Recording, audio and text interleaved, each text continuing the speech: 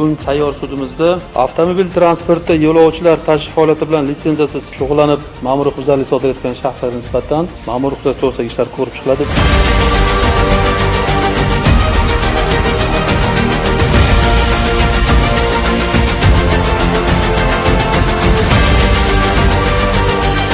Berganov Doniyor Qo'chqoraliyevichga nisbatan to'plangan ma'muriy ish hujjatlari O'zbekiston Respublikasi Ma'muriy javobgarlik to'g'risidagi kodeksining 271-moddasi 11-bandiga asosan javobgarlikdan ozod qilinyapsiz. Sizga bo'lgan ish harakatdan tugatiladi.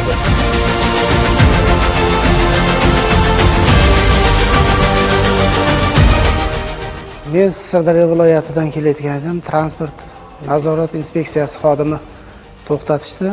Litsenziyam yo'qligi uchun bayonnoma tuzishdi. Bir oy davomida litsenziya oldik. Jarima solishmadi. Barcha haydovchilardan qoidalarga amal qilib yurishini so'raymiz. Mana bugun Zangiota tuman madaniyat saroyida avtomobil transportida yo'lovchilar tashish faoliyati bilan litsenziya shug'ullangan shaxslarga nisbatan bir qator ma'muriy huquqbuzarlik to'g'risidagi ishlar ko'rib chiqildi.